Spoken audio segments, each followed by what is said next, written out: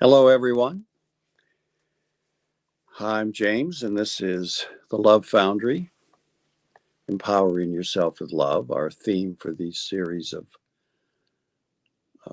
podcasts. Now, let me fool around with a little business because I'm doing this by myself and I don't know if I'm good at it. So what I want to know is how this should go. Solo layout.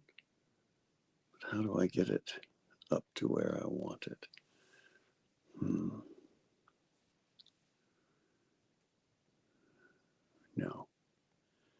No idea. Okay, well, it is what it is. So we're having a discussion right now, and have been for the last few days, about the duality that occurs between the inner nature, where love is fully rampant, fully engaged with all the lives that are there as a functioning part of their anatomy, their reality, with all of the qualities and virtues that love offers that particular reality, which is everything we think of. And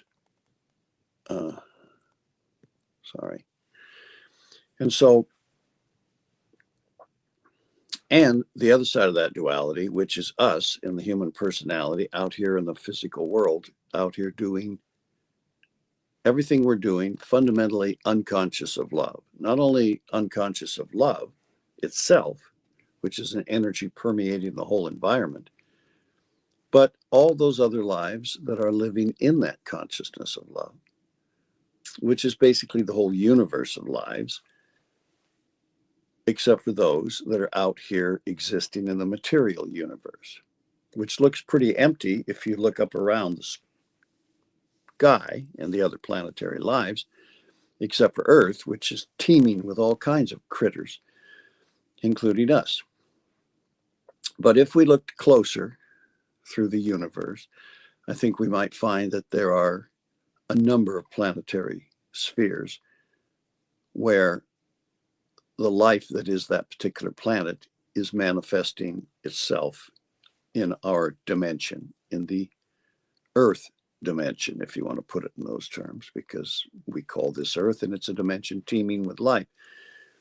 And when we look at Mars, we don't see any of that life teeming around there, because that planetary life is not focusing its attention on its physical globe.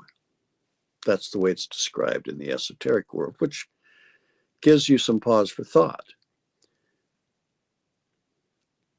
But that's not the line of thinking that we're going to pursue in this particular conversation, although it's a very interesting one. So in this one, we're looking at how we bring love across to the material globe, if you want to think of our Earth globe that way, and express love in our space as a addition, conscious addition. It's already here. You can't avoid love flooding the place, but it's not being responded to by the lives that make up the material formations. And that includes the mineral lives, because their lives, they're living at their dedicated little level of existence, spinning around their neutrons and protons in an active and dynamic way and responding to outside stimuli and evolving. It takes a lot to evolve them from a hydrogen to a helium atom. You've got to put a lot of fusion pressure on it, but then suddenly it picks up some speed and rolls up the periodic table and is now a helium. So the mineral kingdom is thriving in its own way, but unconscious of love and not expressing it. The plant kingdom, a higher evolution beyond that, functioning just fine, responding the best it can to love, which is very simple. It propagates, it multiplies itself, turns its attention towards things, turns to face the sun. Various things that indicate it's fully alive, but it doesn't have a lot of capacity in its instinctual nature. And then we get to the animal kingdom and we see a much wider range of similar activities and greater activities up to and including the human animal, which is differentiated from the other animals in that we are separated from herd consciousness. We have individual consciousness. So the whole animal kingdom has its expression, but it is not self-conscious and not aware. We have that ability. We've separated ourselves from herd awareness, and now we function. But the human kingdom, up to this point in its history, has not, as a group, meaning individuals have, but not as a group, we do not respond to and demonstrate the energy of love in our life in a meaningful, powerful, empowering way. It's here. It occasionally breaks through. It does all kinds of remarkable things, but it's not what we would call an aspect of our abilities. We're learning how, we're trying to figure it out, we're working on it. And this empowerment process that we're talking about is a way in which that can happen. Now, if you go upward to the next kingdom outside of the material worlds, where quantum mechanics is poking around, up there in frequencies higher than lower concrete mental frequencies, emotional frequencies, and dense physical frequencies. That's a pretty far reach up there. But that's how high you have to go, like the atmosphere. You get up there way up in the atmosphere, maybe 20 miles, and there's still atmosphere. There's gases floating around up there. So the material atmosphere includes not only those gases and the liquids and the physical, but it also includes emotional substances, which are much more refined. And it includes mental substances up to the point where they stop being matter and start being infused with love, which is up where intuitive mind becomes a thing. So what we're talking about here, and this is not a scientific discussion, it's a discussion of geography. It's like if someone comes back, like Marco Polo comes back from China, and you say, Marco, what's going on over there? And he says, well, they got all of these people, they're Chinese and they're doing this and they're doing that, and they got spaghetti. And so he starts figuring out things to explain what it's like over there. But that's not exactly a scientific explanation. Neither is this. This is an explanation designed to give you an idea of how to put yourself into contact with that environment and bring it into relationship to the material world in which we live. Because we have, as a human being, we have an ability in us to do that. We have a capacity in us that we have not yet put into play, which allows us to go into that frequency of existence, where love is the dominant energy, and the lives that live there, not demonstrating in dense physical bodies, most of them, but not all of them, some of them do, are fully conscious and aware of love and apply it to their existence. That's possible for us to do here in this world, but only if we take certain steps. Those steps have come into human reach. We can now reach out and take that package in. And if you do, you can start love coming through your life, outpouring. Now, from one point of view, and remember, these are points of view, they're not ultimate realities, because there's lots of ways to look at something that's outside of our normal references. From a certain point of view, there's over here or in there, it's all in there. It's all in your, when you go into inner awareness, you enter into an inner universe, not the outer universe out here, the one that's inside there that's causing the outer universe to appear. And inside that one is another one, deeper, higher frequency, more, and paradoxically, even bigger. So, like Pandora's box, as you go into the center, you expand into greater fields of reality. That's not going to work in a material dimensional physics class, but it does work in love. So it's only a universe built according to the laws of love and governed by the energies that animate through its livingness where these things are true. Out here in the universe unconscious of love, a different appearance takes form, the appearance of what we call material science. Three-dimensional, up there, down there, in there. The more we go to the center, the smaller it gets, that kind of thinking. It looks like that's how the whole universe is built, but it's not. There are other ways in which it functions. And when you add love to your nature, those ways become apparent. We begin to see how that works. But to try to see how it works without that in our consciousness doesn't work. It's like putting on sunglasses that change everything to green or something. You don't see it unless you put the glasses on. Well, this love consciousness can come into our life. And when it does, that begins to unfold. And it gets more and more unfolding and more real. And we see more and more into it and how it functions and begin to take on that truth along with our material truth. The only problem out here in the material universe where this stuff is that it doesn't respond to the energy of love, which makes it illusionary. It makes it false because the universe that we're in is a love-based universe. It's simply that certain levels of it down here at the bottom haven't yet become so infused with love that they respond automatically. Hydrogen atoms.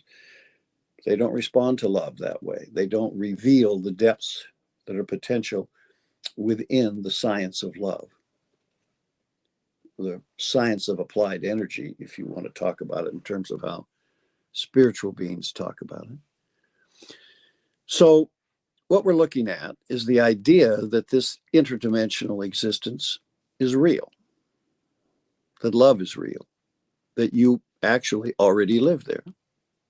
You have a aspect of your nature dwelling in that world of love, the kingdom of love, if you care to think of it that way. And that part of your nature is referred to a number of different ways in different teachings.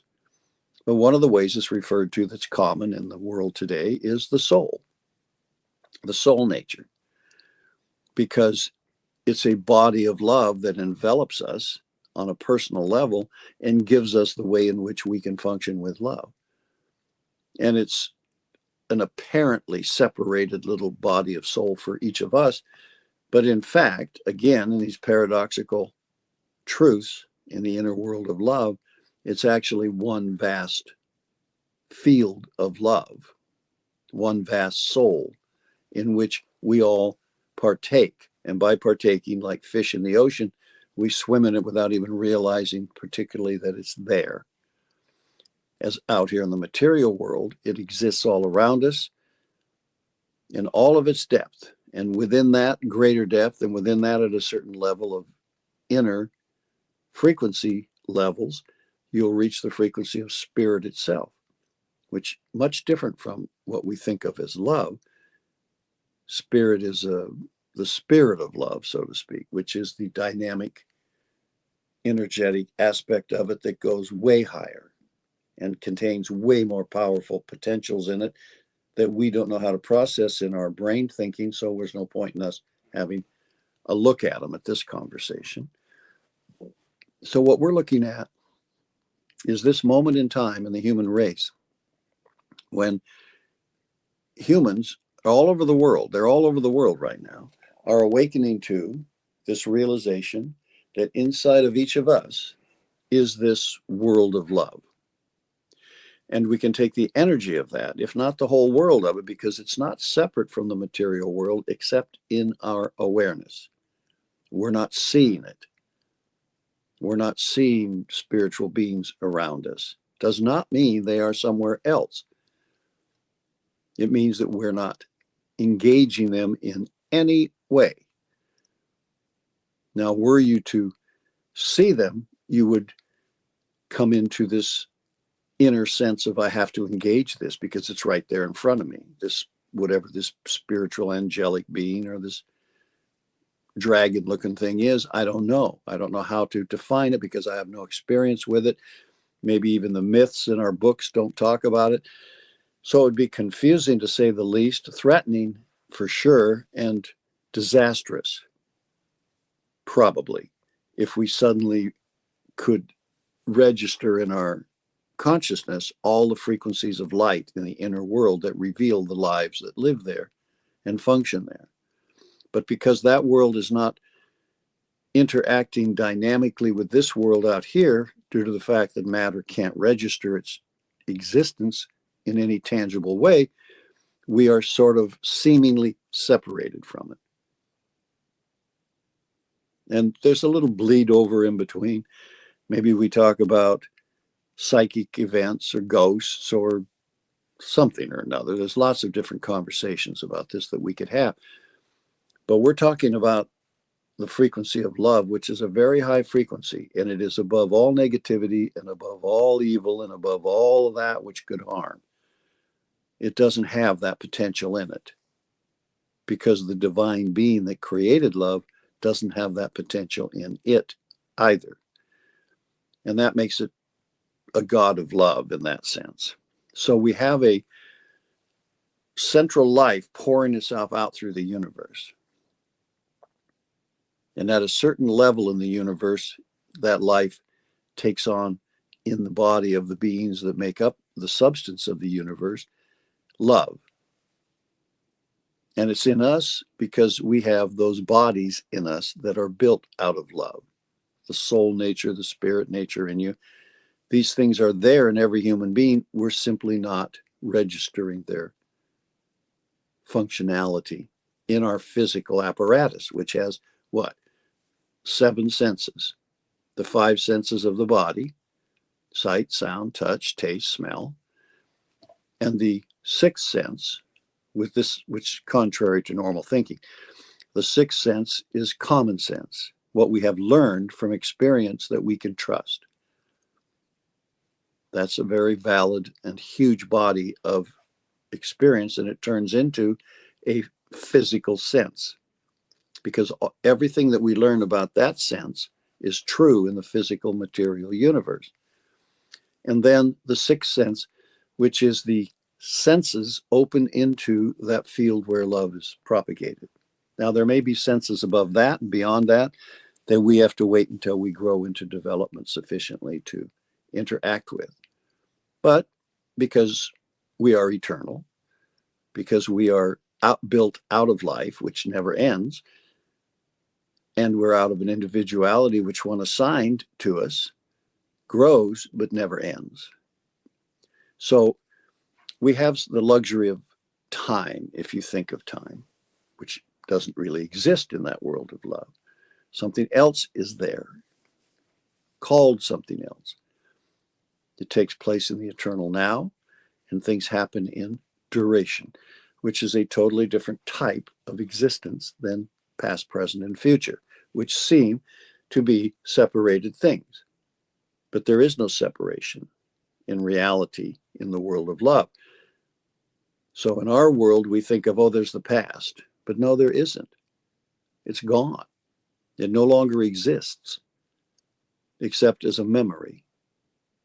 Now you have items that were created in the past that exist in the present because they're still here, being created in the form they were created in then. They continually self-create and maintain their existence until what? Until they decay down or break up or or are destroyed. So this idea that the past exists in the present, or that the future exists in the present, is an illusion based on the illusion of time. And when you get into the love kingdom where soul is, that illusion disappears, because then past, present, and future become a simultaneous event. I'm just paused for a moment so that you can tune into the now, the eternal now, which holds past, present, and future as a simultaneous event going on now. And that's the place where love lives. Love lives in the now. If you go into the illusion of past, present, and future, which we all live in, remember what you did yesterday? Got a little plan for what you're going to do tomorrow? Our mind has separated these things out to a convenient order in which we can function in the material world. So by doing that, it's easy to exile ourselves, separate ourselves from awareness of love, because it's not doing that. There's no past love, no future love. There's only now. I make this point because at some point we're going to realize, in empowering ourselves with love, that we have to make that now moment real in us all the time. If we want to be all the time lovers, if we want to be with love all the time, we're going to have to hold that sense of now. You can still hold a sense of time, but you need to know what it is and why you're doing it. You're doing it because it helps you work out living in the world with other people. I'll see you tomorrow at 4 o'clock. That worked great because it's a time thing that we've worked out. So as long as we're living in the material world with other people that are living in that same illusion, we'll use it. But if we were living in the world of love, in our bodies that are built there out of the substance responsive to love, we wouldn't be thinking in those terms. We'd be using other awarenesses of the eternal now and how we're going to locate ourselves in that. We'd be thinking differently, if thinking is what we would be doing at all. So I'm making this point because there's a big distinction between this over here where love is and this over here where we are. This is an illusionary world only because matter is not responsive to something that is very real in all the rest of the universe. If it's real here in the material world and we're not aware of it and we're not conscious of it and we're not employing its gifts and powers, then are we living in the real world? No, we're living in an illusion based on the absence of love, which creates indirectly the nature of evil and the nature of suffering and the nature of hatred and the nature of fear and the nature of all the negative things that when you take love out of your nature, those things rush in. Remember, you have will, you have intelligence, and you have love. This is the fundamental trinity out of which life is building, functioning, and sustaining this universe. Now, there's other qualities and aspects of life beyond those three, but until those three are perfectly synthesized and harmonized in us, what's the point in adding something else? We can barely walk and chew gum now. We can have those, but not until we finish love. And now we're at a major turning point in the human race where we're about to inherit the gift of love, the gift that will bring us an understanding of how to employ and empower ourselves with one of life's greatest treasures, love itself. A thing that contains not only livingness and intelligence and the divine persona, if there is such a thing as a divine persona, the God idea, but that is a living, manifesting aspect of life.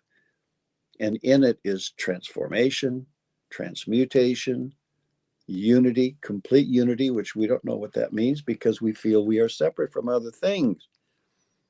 There's a whole lot of things that we feel are separate from. But in fact, and in the world of love, there is no such separation. But there is individuality within love that gives you the ability to function independently of other things around you, which is, in effect, separation.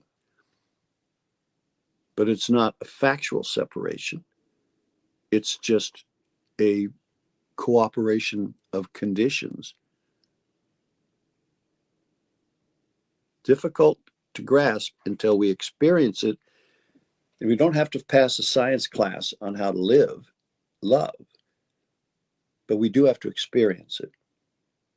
And we can give ourselves that experience in the material world by bringing love over from that world through our own doorway into it.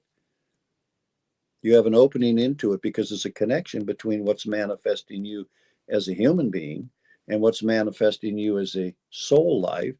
And way out there somewhere, what's manifesting you as a spirit, individualized out of the firmament of the divine life, a permanent unity was created. That's called your spirit. In the esoteric world, it's called your monad. And you have it, and it never goes away. And it's growing and evolving and developing and learning from the experiences of being a soul being down here and a human being down in the material world. And eventually all those different levels are going to become so experienced and so mature that they will start interacting with each other. And then the highest and the lowest will start to exchange energy, and then a good time will be had by all. And right now, in the history of the world, this is the moment when that love kingdom and the human kingdom come into conscious connection to each other. And we, of our own free will, begin to experience the nature of love in us with all of its glorious elements, including the eternal now and its abilities to not be separate from anything in unity, and the standing quality of sensation, which is grace, which includes joy and ecstasy and various things, of which the shadow, just the mere shadow of that, is happiness. When everything is kind of going well, we're happy. But the power to make things go well creates joy. And identification with that power in an unfolding insight into our future universe of self, that's ecstasy. So we have a path of sensation to the divine life. But not many of us could sustain a constant state of ecstasy at this stage of our awakening. So we'll settle for joy and happiness.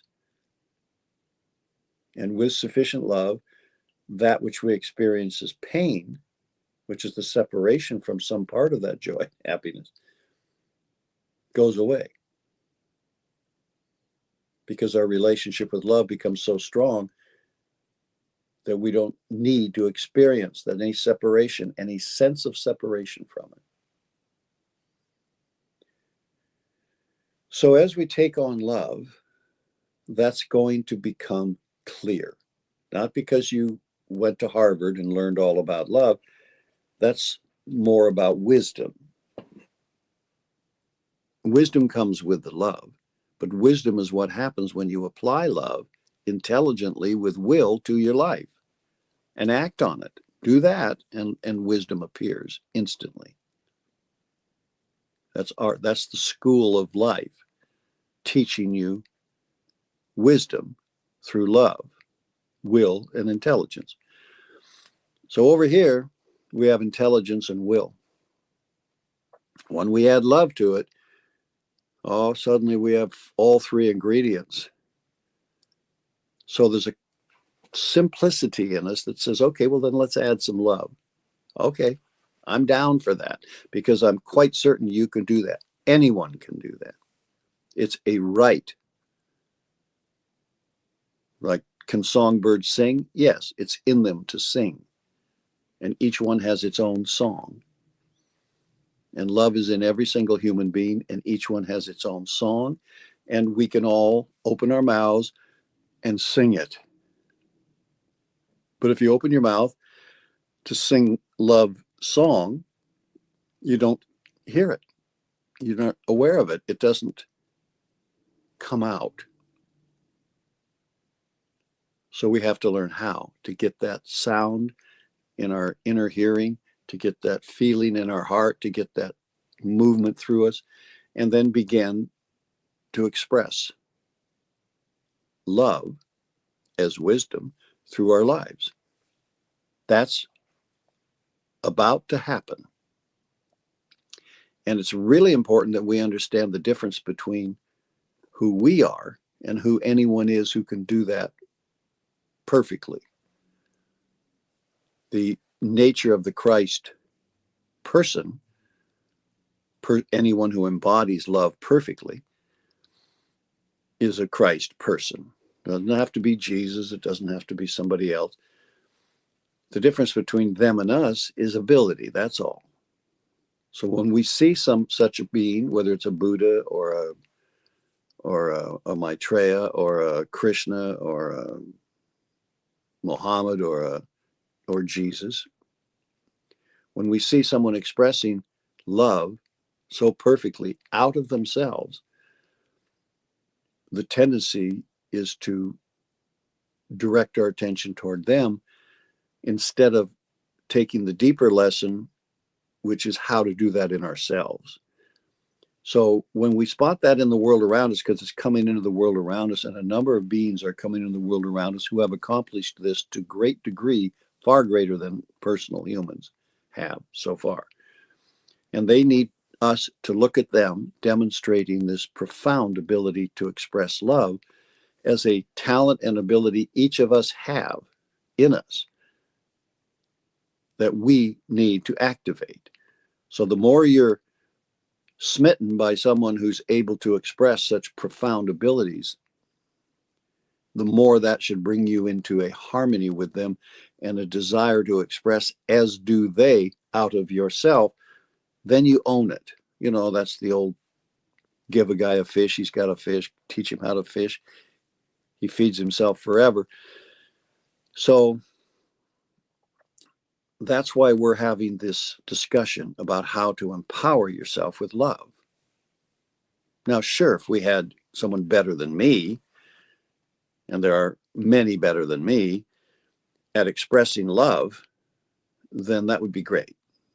And when you find one who can do that and help you understand the knowing, how do you know what to do? Well, someone who has that knowing perfected in them will help transfer that knowing to you so that you can know inside yourself the same thing they do, and then out comes this love. That's how knowing works. We can give it to someone else, and then they know how to do it. They know how to fish. And there are some people that really know how to fish. They do TV shows on them, bass fishermen, and this guy that goes around all around the world fishing for big, giant, fishy things. There are people who are just, and we know them. I grew up in Alaska where you got hunters and loggers and fishermen and miners. And there are some people that are just freaking remarkable. They make legends out of them. You know, John Henry and his blue ox, Babe. No, John Henry was the steel driving man building the railroad. And then there was Paul Bunyan and his blue ox, Babe. These are real people, were real people. I knew, worked with Al Bunyan, who was an actual descendant of Paul Bunyan. Strange as that may sound. So don't be too sure these powers and abilities are mythical because they're described in people like Hercules. Hercules lived and did something incredibly. When you think of the three, make it, let's talk 4, 5, maybe most important people in history that we know about. There are other people maybe even more important, like one of the earliest avatars called Vyasa, which nobody knows anything about. It went way back in the dim mystery, who taught a lesson. What was the lesson that Vyasa taught? He developed Hatha Yoga. And what was the lesson? That you are not your body.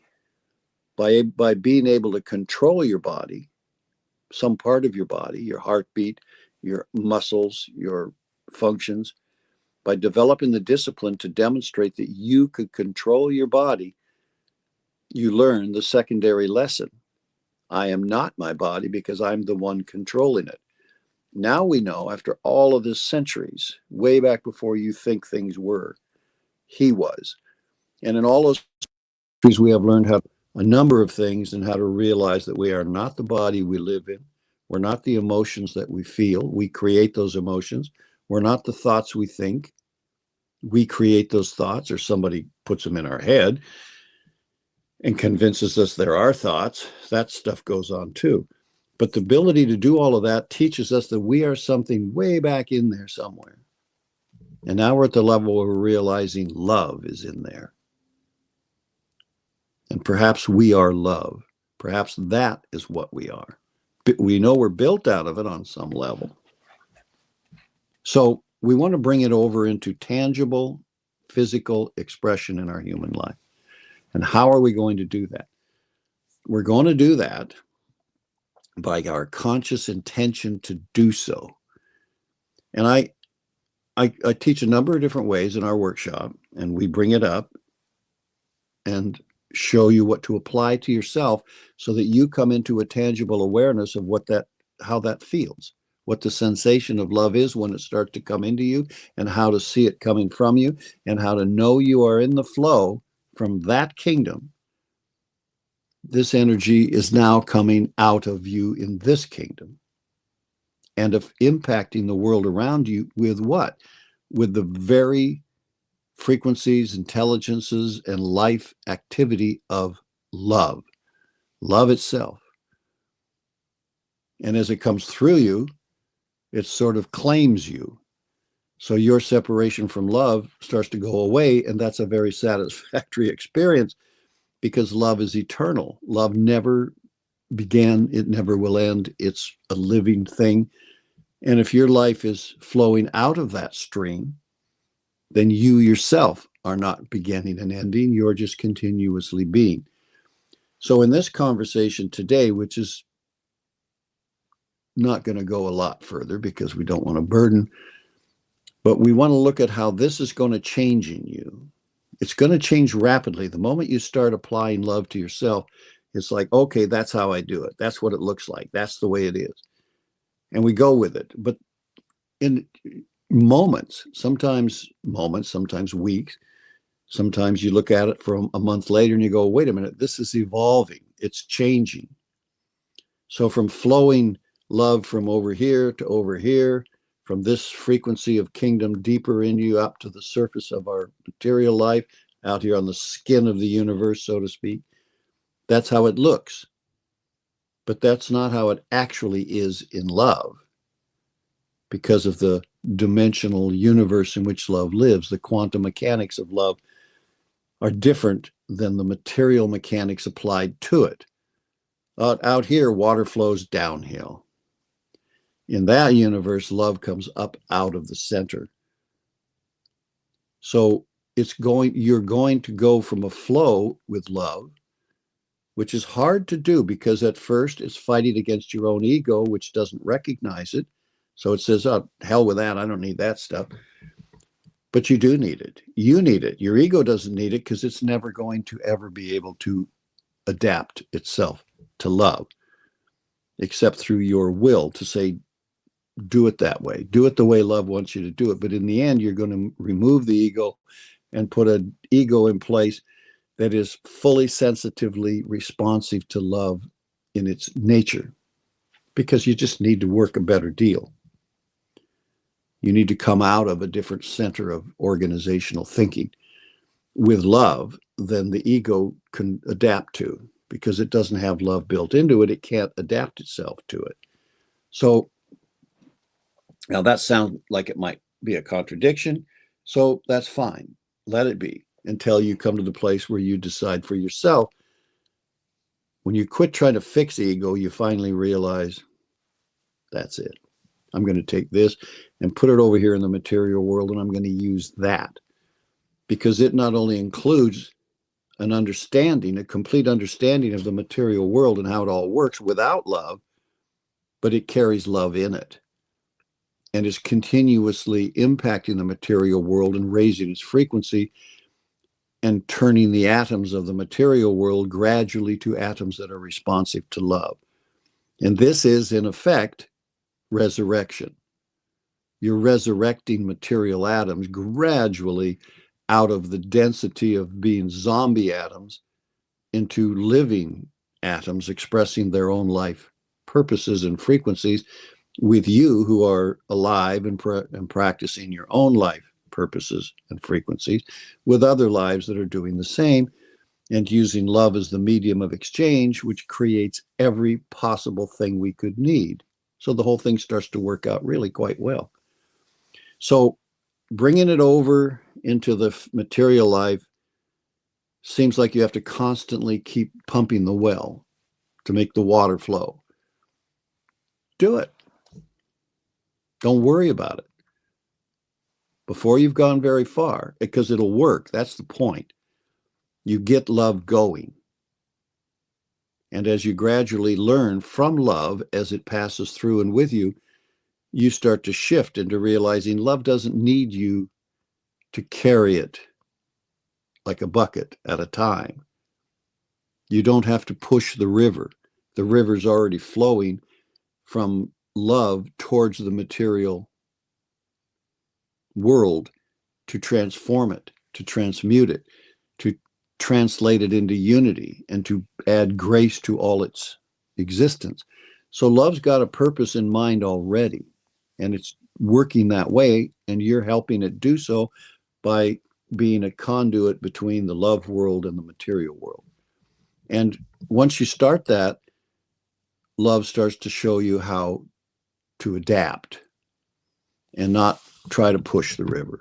And then pretty soon the feeling of love flowing without you having to push it or constantly hold your sense of, I'm doing it, I'm doing it, I'm doing it, and just let it do you, begins to gradually grow in us. And I think at a certain point in that, we begin to think of ourselves more as a spring, artesian well, bubbling love out into the material world, out of our hearts, out of our deeper nature, out of wherever the hell that comes from in us, out into the physical world. And then it starts to spread out from you in a spherical sort of shape. And that idea of you connecting vertically through maybe your etheric body with the chakras and the antakarana, which goes up here to spirit or something like that, begins to shift its idea into a more spherical center outward, which is more according to how the laws of love work in those substances than material laws work. But it's not an issue either way. There's no right or wrong. You can have an argument in a physics class between a Buddhist and a Archimedean physicist, but the point is that love doesn't care. Over here, it's going to look like that. Over here, it's going to look like that. But what we want to do is keep it flowing, because that's changing our world. And that's bringing us into a deeper relationship to a permanent ability to serve love to the world constantly, and freeing ourselves from serving up anything other than love. Now, you can fix dinner. You can serve a dinner, whatever you want to serve, with love. But if you serve it with love, love is in it. If you serve it without love, it may be a decent dinner, but it won't nourish that which love nourishes. So let's erase those boundaries in us that are hard-edged definitions that were given to us by somebody in the past. We all love tradition. I have traditions that come from all the way back to my Alaska roots. Whenever I drink water, I noticed this one day. Somebody asked me, whenever I drink anything liquid, milk even, I always leave a little bit in the bottom of the glass. And some people don't. They just drink it to the last drop. But I always would set it down with and somebody noticed it one of my friends, and said, "What's up with that? How come you always leave something in the bottom of the glass? You never drink the last bit." Well, I grew up in Alaska, so the water that we drank, we took out of the mountain stream. Whatever we had was not pure. Hell, the whiskey we made wasn't pure. It's full of sediment and shit. We don't have the refining properties up in the old frozen north where I grew up. I grew up in a pretty prehistoric environment on an island where there's nothing but a bunch of trees, a few Indians, and some bears. So you have to make do with what you've got. And there's always some junk in the bottom of the glass. So you never quite take the last bit, and that becomes a tradition. It establishes itself deep in our bones. We don't even know where milk's pure. You could take the last drop of the milk, but maybe not. Maybe there was something already in the glass. Maybe there was, who knows? But it's just a thing, and you do it, and you realize, oh, I don't have to do it, but I do it. That's the tradition of living. And when tradition gets down to something that imprisons us, then we have to stop and look at whether we want to shatter those traditions and establish new ones closer to where we're going now. You know, when I switched over from stick shift driving, which I'd done from youth upward, because in logging camps and places like that, everything's got a stick shift and a clutch. All the trucks do, all the pickups do, all the equipment, heavy equipment does, because they didn't have automatic transmissions and that kind of equipment. And some of the cars had automatic transmissions, but I'm old enough, and that's far enough back, that most of the ones that we drove, we never thought about it. You just jumped in, took a look, realized this is a stick shift, started it, off you go. On the floor or a column shift or whatever it was. Well, there's a point at which I can stop reaching for the clutch because we don't have any more stick shifts. But when you drive a stick shift, your foot automatically learns to reach for the clutch. You have a brake and a clutch and a gas pedal. You got 3 pedals down there, and you've got to develop a habit of what your feet are doing. And they do it automatically. When you're downshifting, going downhill, and you're going down from a 4th gear to a 2nd gear, or going uphill and slowing down, and you need to go to a lower gear to pull up on the hill, you have to use the clutch, and you have to use the gas, and you have to think about the brake. All of these have to be done, but it's just automatic when you've done it. But when you switch over to a automatic after driving a stick shift for a long time, your foot is reaching for the clutch just automatically. When I was in Vietnam, everything I drove had a stick shift. Jeeps, big trucks, equipment. So by the time I got through fooling around with that, I was well trained to automatically do all that. And it's crazy because you've got so many gears in your trucks to go up. You could literally climb a 70% grade, which is like that. 45 degrees looks like that. 70% looks like that. It's ridiculous, up or down. So you learn how to do this stuff, and tradition gets in the way. And the tradition of thinking the way the human race has thought for all these centuries without love is interfering with the flow of love across. So when you start to do it, when you decide, I'd like to empower myself with that stuff, I'd like to try it.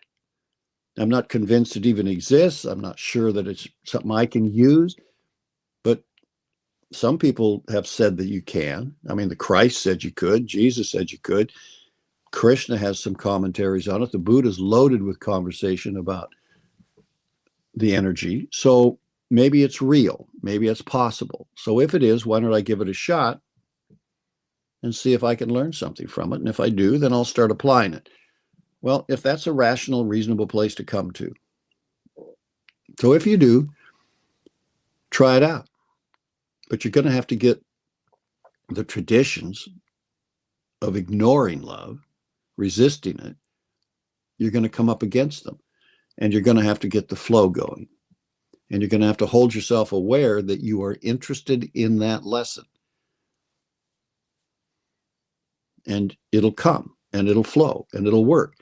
And then the flow will change into eventually an artesian well, pouring love out of you in a magnificent torrent. But that will be so powerful that you're going to need a more sophisticated system of managing it than just letting it gush. Too much love can be as difficult for someone as too little, because we have to learn how to handle. And we don't want to be throwing it around. So we want to grow gradually into this new dimension of empowerment. But it's like, I asked my friend once, who was a reporter for the LA Times, when they converted from typewriters, you typed your story. You went out and interviewed your thing, saw the fire, burned the building down, came back, typed out your story, and then gave it to the editor. And he messed it up by crossing out all the good bits and then prints it. But you had to write the whole story. And if you screw up, you have to type it all over again, like you did in high school when I was a kid. Jesus, it was a nightmare. Because you can't turn in eraser marks and got to throw it away, type the whole page over again, or pay somebody to do it, or talk a girlfriend into do it who could actually type. But we got through it. But later you realize this new sophisticated equipment, you can do all kinds of things. You can spell check it and correct it. You can add and change the conversation. Now with artificial intelligence, you can get somebody else to improve your ability to write. And you can move paragraphs around. You can put the beginning at the end and the end at the beginning. And I asked him one day, how's that working out for you they were just switching over to desktop computers back in the Microsoft day and Apple day. And he said, oh, there's no one working there who didn't. That pretty much says it all. If you didn't make the transition, you're not working there anymore. You just couldn't compete with the people who could. You could be a 10-year, and he was a 10-year reporter. His dad had been a reporter. He was really good. And he said, you could just see it coming. If you don't convert over to this and get good, he said, nobody wanted to, because your mind is a wonderful organizer. And when you had to type the thing once, your mind had to get it all organized properly. And that was the way we wrote a story. You did it all in your head. And that pressure on you to do it all in your head wasn't there when you could move it all around and change it all around. So now you can just get the rough of the story down and then later go back and comb it again and move it around. He said, you felt like you were giving up an ability of mind that you had developed over years, and nobody wanted to give that up. But in the end, you had to adapt because it gave you gifts that were worth it. So that's how we go. And adapting to love is not going to be any different than adapting to computers, and then adapting to AI, and then adapting. That's why I don't worry about AI. People worry about AI is going to take over the universe. Nonsense. If it were going to do that, would have already done it. We would all be living in the Matrix by now. AI would have seen to it. But we're not. But what we are going to do is adapt. And in the end, we're going to adapt to love, which is a living, creative, soul-infused, spirit-infused life in us. And AI is never going to touch it. Well, maybe not in our future, our foreseeable future, because everything's living in some way or another that maybe it'll be able to, in a Terminator movie, a million years from now. But now is the start of something way more profound for the human race than everything we have done exactly up to this moment, because that's all been done with material science. Elon shot his Tesla off into space and it's still going. But this is the inner universe. This is the universe where love governs all things. That's about to come out and become our frontier. This is more important than whatever little aliens they got in pickle jars or whatever kind of research they're trying to do on those guys and their equipment that we've stolen and shot down and spirited away. Whatever's going on there, that's important. It's a big deal.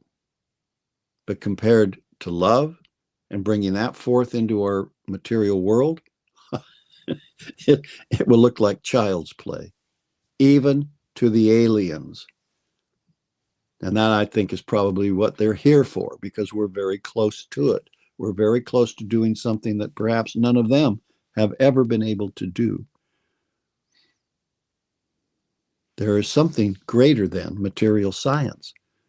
It's the science of love. And when it's gushing out of you, creating all kinds of involvement around you in love with the others, that's going to be a hell of a world. So we got to get that going.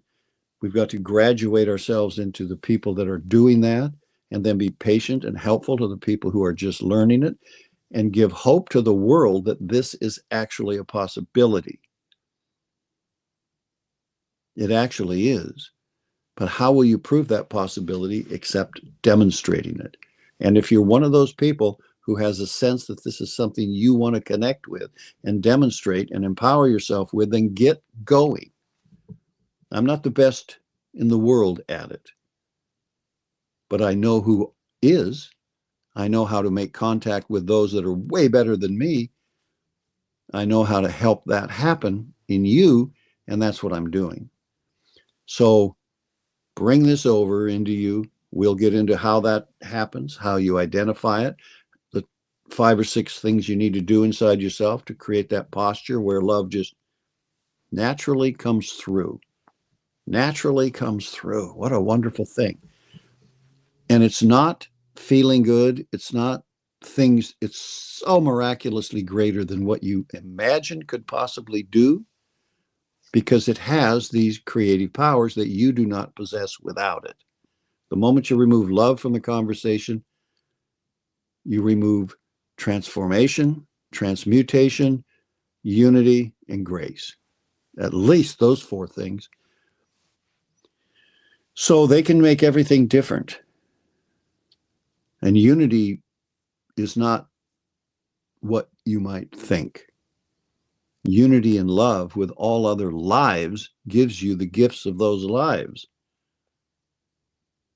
through intuitive mind, through love, through wisdom. Well, those gifts are endless. There are vast lives in this universe, lives that have been around so long, so ancient. Constellations make up the body of their manifestation, and their consciousness is cosmic. And if you ask them, they would tell you they're just learning. They're learning about life. They're learning about the powers and depths of this miraculous thing that generates a universe and us in it.